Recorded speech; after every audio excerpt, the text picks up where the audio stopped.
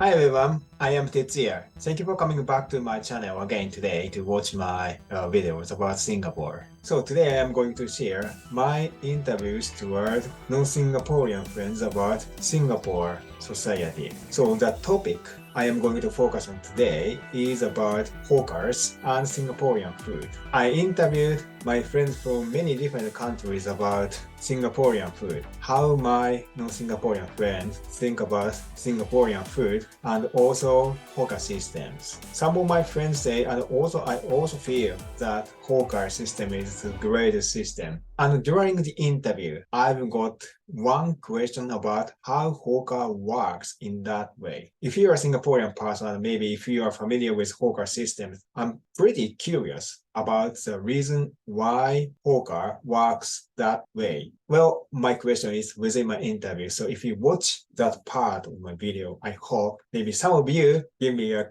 clear answer about the reason to my question about hawkers. Anyway, I hope you enjoy my interview video about Singaporean food and hawkers. The other thing I loved about Singapore is the food. I think the hawker centers, it's a big part of their culture. Everything revolves around food. Like when you go to a hawker center, you see how lively it is. People are talking, chatting. Um, it's I think one of the best things about Singapore. So for me, the food and the hawker centers also So I just gets. wanted to know, because I have never been to India. I just wonder if there's any food court or something like hawker centers in India. Do you have such kind of culture? Yeah.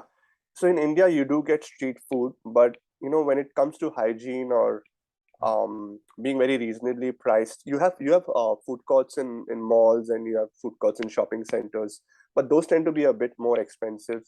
Um, I mean, compared to the cost of living in general. So I think in Singapore, you get such reasonably priced food at hawker centers and such good quality food, hygienic and tasty as well. Like you can get a $4 noodle bowl or a Hokkien mee for like $4. So I think that really stands out because in Singapore generally things are expensive, but food I felt is very reasonably priced at hawker centers.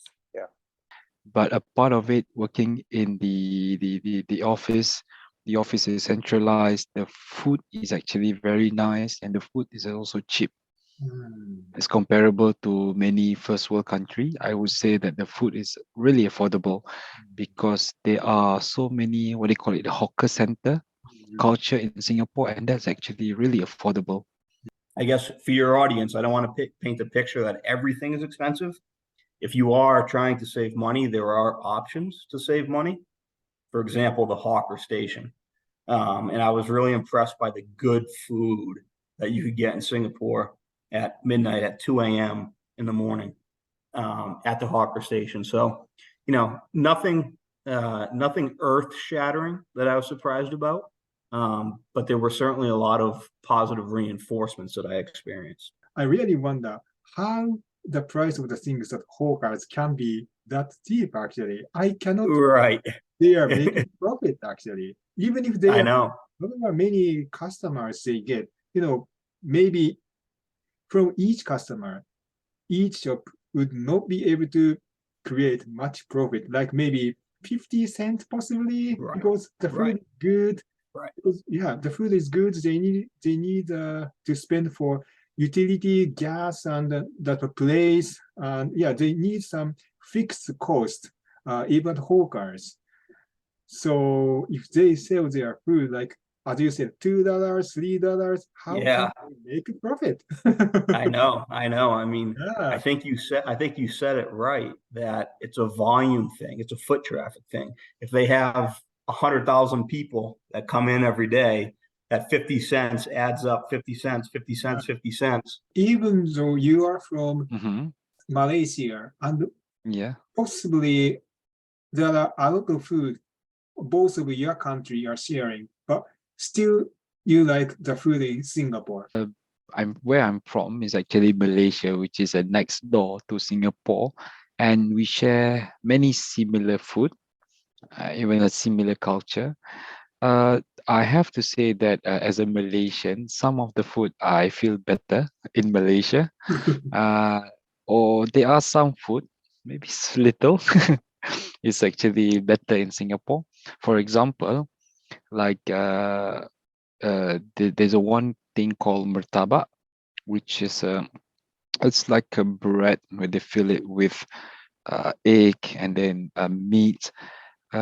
This we don't have it in Malaysia, but they have it here in Singapore, and it's actually really nice, big, and I mean very affordable. So I can't compare much. Like this thing, we don't have it in Malaysia, so I like it here. Other than that, if you talk about nasi lemak or this thing, maybe I prefer more in Malaysia. Mainly, the thing that I miss the most is the food. I mean, the things about Indonesian people, Singapore is not so far from Indonesia, so I make quite a number of Indonesian friends here.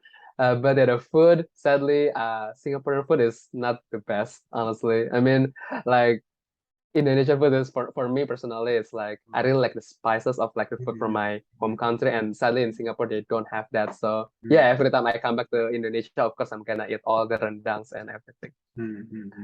I see. I can understand that, especially the part of food, because a lot of my Indonesian friends who came to study in Japan or live in Japan quite often say, especially at the beginning, when they start to live in Japan, they say Japanese food is pretty plain, no taste, because usually Indonesian food has a really strong and clear flavor.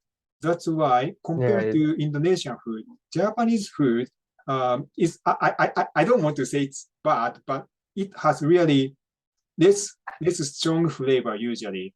I think for food, of course, I like lots of food. I probably have just a list of food that I don't like, but in that list, I do have food that I feel that has no taste. Like not sour, not spicy or something. But if the taste is like very plain, I don't really like the food.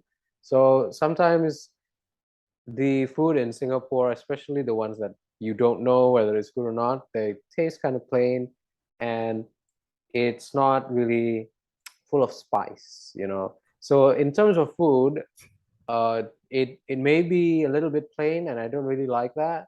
But there are places that I know that has good food, have good food, and it's very delicious. And I go there, so I just go to the ones that I know that is definitely very good. I guess the thing I miss the most is probably the food from my hometown. You can find Kerala. Kerala is the state that I'm from in India. So you can find Kerala food here, but it's hard. You need to travel quite far. And I'm a lazy person. I don't like to travel a lot. So I do miss the food. You actually just now mentioned food. You are missing food from your country, or maybe it's more accurate to say the food from your region. So anyway, I just want to once again ask you, what is the difference between the Indian food you can find in Singapore and the Indian food you can find in your region? Great question, Tetsuya, because I think it's something that a lot of people don't realize. What is if you go to a coffee shop in Singapore, right? The Indian food that you find here is not the Indian food you find in India. And I mean any part of India. So what's sold here as Indian food is a very specialized food for this region. So it's the food that was developed over the years by Indians who settled down in Malaysia and Singapore. So the prata that you get in the coffee shops, that's not something you find in India. You won't find that anywhere. And then all the other dishes, the curries as well, everything tastes different. It does not taste like the food that you find in India. So yeah, and a lot of the dishes don't exist. The prata doesn't exist. Mee goreng, that's not something that you find in India. What else? There's one more thing. I forget the name, but there's something where you sort of chop up a lot of dishes, then they'll fry it together and serve it with onions and chilies cut up. That's not a dish that you find in India. It's very specific to this region. When it comes to food, how do you think about it? Maybe in Singapore, you can actually experience almost authentic food like Pakistani food. So maybe you are not missing anything about food. Yeah, I will say up to some extent. But definitely the food varieties that we have in our country, I think, though I can still quench little bit of my thirst here in Singapore with Indian food, Pakistani foods, and food from other countries, especially Thai food. But the food varieties that we have back in Pakistan, I think those are unmatchable because we have so many varieties of food, and especially the naan, the bread, the roti, and so many other kind of meats, yeah, like dal chawal, and so many other varieties. So definitely, I'm missing my food because the food that we have here, I think it's a bit spicy, and the food, yeah, in my own area, it is less spicy, and also the varieties. Most of the varieties that we have back in our country, you cannot find them here with the same taste, I will say. Yeah, you already mentioned you lived in Malaysia. So compared to Malaysia, what are the things you like about Singapore more? And also, what are the things you like about Malaysia more than Singapore? What I like more in Malaysia is definitely the food. I think the food in Malaysia is more it's closer to my taste bud, I think. It's stronger flavor. So that's why I like Malaysian food better. Because they also have like let's say Chinese peranakan food. And as well as like even I don't know whether you had it before, char kway teow. Yeah. It's like it's a fried flat noodle. So yeah, I find like they have the same thing, but I don't know. I just like the Malaysian version better. Yeah.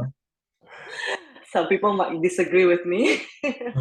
Hi, I'm back. So, how was my interview videos about my non-Singaporean friends, insight about Singaporean food and also hawkers? As I mentioned before the interview part, I've got one question about how hawker can work that way. I mean, at such a low price in expensive Singapore. Maybe some of my viewers of this video are hopefully familiar with the hawker system, why they can survive in that way. I don't know how they are making a profit from selling everything at such a low price. Even if they get a lot of customers in a day, I'm not very sure how much they can earn actually. Of course, it might also depend on the shop. Maybe there are good profiting shops and maybe low profiting shops, but still I wonder how they can survive. And also, pretty curious about Singaporean people's feedback about my non-Singaporean friends' insight and impression